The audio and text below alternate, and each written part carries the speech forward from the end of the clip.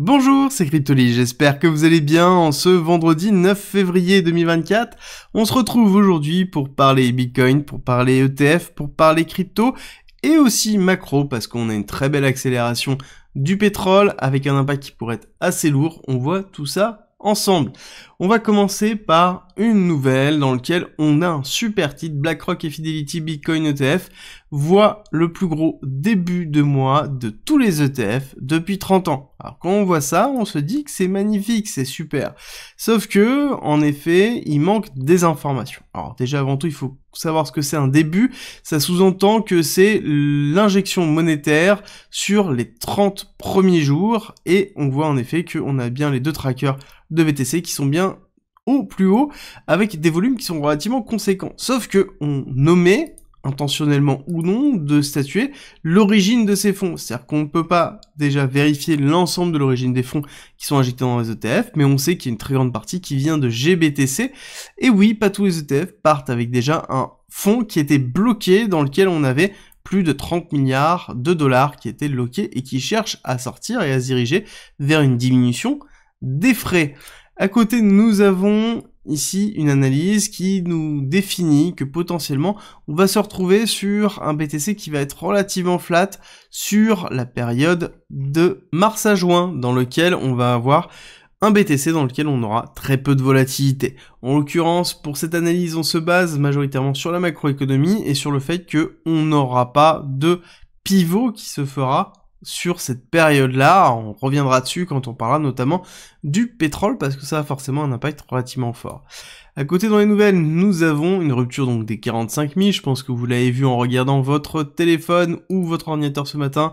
En effet, tout est dans le vert et on va expliquer pourquoi. Techniquement, mais en attendant, on a CryptoQuant qui nous explique qu'il y a une pression baissière qui est en train de diminuer parce que, les mineurs sont en train de diminuer leur pression vendeuse, ce qui est plutôt cohérent parce qu'on arrive au niveau du halving. Quand on arrive au niveau du halving, on a toujours une augmentation de la pression baissière. Beaucoup de mineurs, en fait, vendent sur cette période-là, puis après arrêtent sur 1 ou 2 mois avant la mise en place du halving pour pouvoir holder. Donc ils ont récupéré suffisamment de trésorerie pour tenir toute la période post-halving et ensuite réaccélérer à la hausse et revendre quand le marché repart quelques mois après le halving.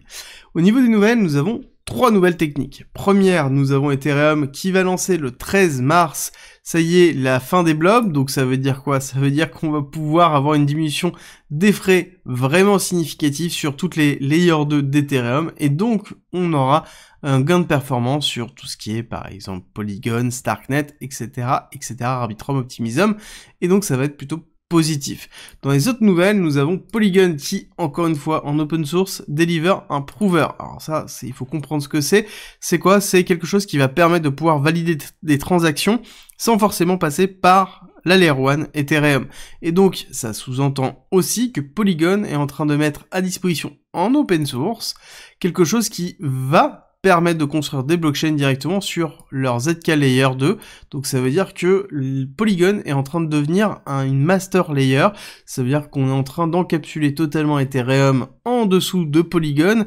Et étant donné que c'est open source, tout le monde peut construire dessus. Et c'est le but. C'est rendre accessible l'inaccessible de façon à ce que les personnes puissent utiliser le ZK Proof de Polygon et s'intégrer à l'écosystème de Polygon avec des coûts de transaction de 0,002 $, 0,003 $. Donc c'est vraiment ridicule en termes de frais. Donc forcément, on va avoir des personnes qui vont l'utiliser et un écosystème qui va grandir. En parlant de prover, nous avons la même chose, à peu de choses près, c'est pas la même chose, mais ça a la même utilité, c'est le même principe, c'est Kero Verifier, dans lequel c'est Herodotus qui est un contributeur de Starknet, qui va justement mettre à disposition un Kero vérificateur pour construire une Layer 3 autour de Starknet. Globalement, ça permet de réduire grandement les transactions sur Starknet, de pouvoir se passer d'Ethereum pour faire des validations de transactions, donc c'est Starknet qui serait du coup le contributeur et le validateur directement, et Starknet en lui-même, après, irait instancier sur Ethereum, mais on aurait vraiment une temporisation entre les deux, et ce qui est bien, c'est que les deux projets en fait se rapprochent quand même pas mal, et on voit que c'est une tendance qui est en train de se former, peut-être même un narratif qu'il va falloir surveiller.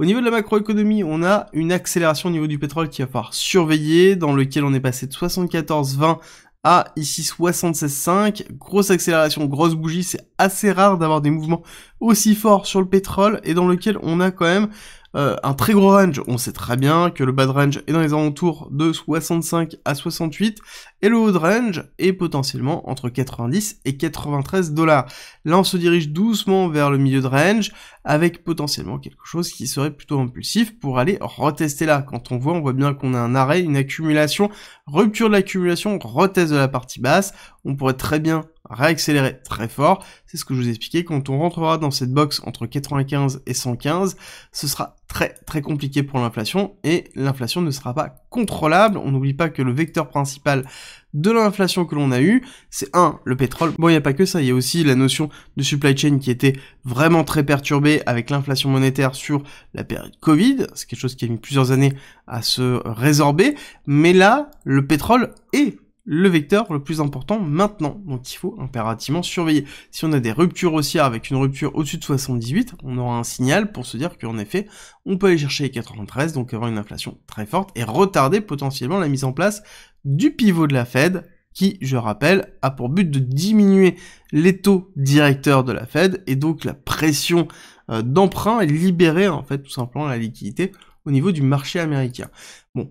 Je vous avoue que le marché américain n'a pas forcément besoin de ça pour continuer à pousser. On a un Nasdaq qui continue dans sa voie très agressif en imprimant continuellement des ATH, SP500 aussi, avec même ici un gap de rupture sur l'indice. Donc là je suis sur les futurs de façon à avoir ces gaps très importants et on voit qu'on a même un gap de rupture lorsqu'on a cassé hier l'accélération haussière et on voit bien qu'on a imprimé un peu où je voulais voir si oui ou non la bougie allait être une bougie pleine. C'est le cas, et on voit que on est en train de travailler les 5000 $, et je pense que si on arrive à s'instancier au-dessus des 5000 $, ça fera un très gros support pour la suite. On attaque ensuite sur un petit suivi de nos ETF, où est-ce que l'on en est. Là actuellement, c'est important de voir deux choses. C'est que on a eu, encore une fois, une rupture, on voit qu'on a laissé un gap sur IBIT et sur GBTC, donc pareil, ces gaps sont très importants, ça montre l'impulsion haussière très forte, et que entre les deux bougies, entre les deux zones de clôture, on a bien une accélération haussière. Généralement, quand on a cette période-là et ces ruptures, ça veut dire que c'est le marché asiatique qui pousse à la hausse et qui nous donne justement ce sentiment de rupture haussier et qu'il faut impérativement suivre parce que ça nous donne d'où vient en fait l'impulsion. L'autre point important, ça va être ici au niveau de GBTC, la partie qui va être les volumes de vente, donc qui est la courbe orange. On voit bien qu'on est toujours sur une stabilisation en bas, on est quand même loin de la partie basse, mais c'est plutôt logique. Ceux qui voulaient sortir rapidement sont sortis rapidement. Maintenant, ça va être du volume qui va diminuer petit à petit. On va avoir un GBTC qui va désenfler, qui va se dégonfler pour remplir justement les autres ETF comme celui de Fidelity et celui de iShares, donc qui est BlackRock. Donc pour moi on est dans quelque chose de cohérent, et le fait d'avoir une diminution de la pression, ça sous-entend aussi que quand on rapproche aussi la diminution de la pression baissière liée au BTC et aux mineurs de BTC, bon bah, en l'occurrence ça veut dire que Bitcoin va pouvoir commencer à instancier un véritable mouvement. On aura pu justement cette notion d'hyperpression que l'on pourrait avoir, qui est à 100% psychologique, hein, parce qu'on rappelle que les deals sont en OTC sur cette partie-là, donc ça sous-entend que ce n'est pas sur le marché, donc ça n'a pas une véritable pression baissière, mais ça met une pression psychologique sur les achats éventuels et la pression économique que l'on pourrait avoir haussière pour travailler le Bitcoin. Au niveau du BTC, encore une fois, on va faire un petit exercice qui est très important, toujours dans ces périodes-là. Je vous le fais régulièrement, à peu près tous les 2, 3, 4 mois, parce que c'est important de le refaire. On inverse le graphique du BTC pour avoir une meilleure vision et on retire tout ce que l'on a mis sur ce graphique pour retirer les biais que l'on a, d'accord? Le principe est le suivant, c'est-à-dire que j'inverse le graphique, donc du coup je n'ai plus la même vision, et je retire tous les indicateurs de façon à ne plus avoir mes biais, parce que les indicateurs sont la représentation des biais que j'ai. Et donc ça me donne une vision différente, et ça me permet de pouvoir statuer plusieurs choses. 1, où est-ce que l'on en est? 2, comment ça se déroule? Ce qui est intéressant de voir, c'est que on a quand même une pattern qui ressemble grandement à ce qu'on a pu connaître, sauf que ici on avait la crise du Covid. Là la question c'est que va-t-il se passer, ou que se serait-il passé s'il n'y avait pas eu le Covid? Est-ce qu'on aurait eu un bull run qui aurait commencé dès cette période-là, dès février 2020, ou est-ce que on aurait eu pareil, une forme de retracement, une forme de léthargie, comme on a pu connaître sur les autres cycles, ou est-ce qu'on aurait commencé vraiment ce bull run? Ce qui est intéressant de voir, c'est que ici au niveau du RSI, la zone vraiment de rupture que l'on a, avec la cassure des 70 au niveau du RSI, c'est le moment où on a fait la rupture de ce top temporaire qu'on avait ici, et on a préparé en fait le bull run. Et quand on regarde ici, on a eu une première rupture qui a été effectuée avec notamment l'accélération haussière, le momentum très fort qui a été porté par cette notion d'ETF, et quand on regarde la deuxième rupture, on est en train de s'instancier au-dessus des 70. D'accord? Chose que normalement on doit avoir à partir du moment où on rentre dans une phase d'hyper-accélération. Donc encore une fois, comme je vous l'ai dit, on va avoir une réponse bientôt. Au niveau du RSI, on est en train de nous dire qu'on est en train de se diriger vers une réponse très spécifique, mais si on regarde purement techniquement, on voit quand même qu'on a un appel très fort ici de retracement dans les 31 500, 32 000 pour faire un retest baissier dans notre cas, donc sous-entendu un retest haussier que si on remet dans le bon sens Bitcoin, on aurait donc un très beau retest pour repartir à la hausse qui serait en même temps cohérent par rapport à ce qui avait été fait dans cette mèche ici, avec une forme de retest sur le retravail ici et l'order block où on avait comblé une partie d'imbalance avant de repartir en accélération, et ce qui est un peu ce que l'on attend au niveau de BTC. Alors, si on remet en classique, c'est beaucoup plus simple, on repart dans nos biais habituels, d'où l'intérêt de faire l'inverse. Très court terme, on voit qu'en effet, comme on l'avait expliqué hier, il y avait une très grosse probabilité d'aller rechercher ces liquidités. On voit qu'on est allé chercher une grosse partie d'imbalance et on est allé chercher ici de l'order block qui se trouve là. La question qui va falloir se poser, c'est maintenant qu'on a fait ça, est-ce qu'on est vraiment dans le range ou pas, d'accord? Est-ce qu'on s'instancie au-dessus des 45 500, donc maintenant même on pourrait dire 46 000, avec une consolidation et on repart, d'accord? Donc quelque chose dans lequel on fait un pullback et on consolide au-dessus.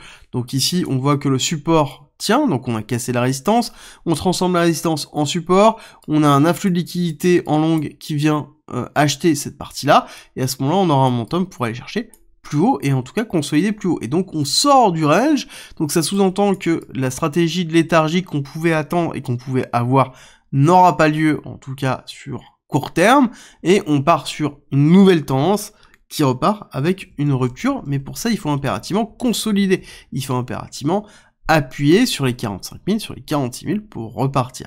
L'autre probabilité serait d'aller chercher des zones qui sont un petit peu plus agressives, si on regarde notamment en une heure ici, on voit que on a, au niveau de notre accélération, on voit que ici on revient sur le moment dans lequel on a eu la validation des ETF et l'ouverture du marché américain. On voit que on a en effet des order blocks qui sont bien présents ici, et quand on regarde encore sur petit time frame, on a des order blocks qui sont présents au-dessus des 47 200, d'accord? Donc là, on a deux order blocks à suivre. Premier, on est allé, et 47 200, c'est l'objectif 1. 1 étant la prolongation de l'extension que l'on connaît. Première extension, consolidation, deuxième extension. On sait très bien que BTC aime beaucoup avancer en 3 temps, dans lequel on a première impulsion, consolidation, deuxième impulsion. C'est quelque chose que l'on voit énormément. Est-ce que c'est des 5 vagues? Non, c'est toujours une construction en 3 parties. On a des schématiques de 5 vagues héliotistes, mais c'est beaucoup plus rare. Sur BTC, on a beaucoup en fait ce type de compression-là, et qui sont souvent des compressions dans un milieu de range, et que l'on pourrait avoir. Donc on pourrait en fait instancier un nouveau top de range, parce que là on avait quand même une forme de distribution pour la préparation des ETF. Ici on pourrait instancier un nouveau range, dans lequel on aurait un top de range qui serait à 47 200, et un low de range qui serait à 38 900, donc quelque chose qui est beaucoup plus gros par rapport à ce qu'on a pu déjà connaître historiquement, et on aurait un travail qui serait tout à fait cohérent. Encore une fois, on va avoir la réponse très vite, hein. Vraiment sur le week-end, on va de toute façon ranger avec très peu de volatilité, et ensuite on repartira sur une semaine suivante, sur la semaine prochaine, avec un véritable momentum qui se créera. Au niveau des liquidités, ce qui est intéressant de voir, c'est que on a eu le premier mouvement qui a été porté par les shorts, on a fait un gros short squeeze, et à côté, on voit qu'il n'y a plus de liquidité, donc c'est pas des mouvements qui sont liés sur de la liquidation, c'est des mouvements qui sont portés. Et ça, on le voit aussi au niveau des CVD, on voit que le CVD spot continue à pousser, on voit que le CVD perp aussi pousse, donc on a bien des achats qui sont effectués, et un momentum qui est en train de se structurer. Alors, oui, mais on a deux choses. Quand on regarde l'order flow, on voit que ici on a bien de l'open interest qui arrive, donc on a bien un momentum qui est en train de se créer, mais on voit les top traders et leur ratio de position, on voit surtout une prise de profit. Donc je pense qu'ils sont en train de jouer actuellement clairement le top de range. Ce qui va être intéressant de voir, c'est est-ce qu'ils vont se faire fumer ou pas. Et c'est là où ça va être intéressant, c'est est-ce qu'on va consolider sur le pullback, et l'order flow nous dira clairement ce qu'il en est. Parce qu'on voit ici la totalité des comptes qui repassent en short parce qu'on est dans le top ici de range, et donc forcément on peut avoir une pression baissière qui peut être importante. La question va être, est-ce qu'on tient ou pas les 45-46, ou est-ce qu'on consolide en dessous? Si on consolide en dessous, c'est la fin, c'est la réintégration direction les 38 000. Si on consolide au-dessus, là-dessus la target va être beaucoup plus haute, et on repart sur les targets des 52 000 qu'on avait déjà avant. Dernière petite chose, on voit que on a la volatilité en weekly qui est toujours très basse. Ça sous-entend que oui, on se déplace dans les journées, oui, on a un momentum, mais sur les 7 jours, on voit que on n'a pas de mouvement du BTC.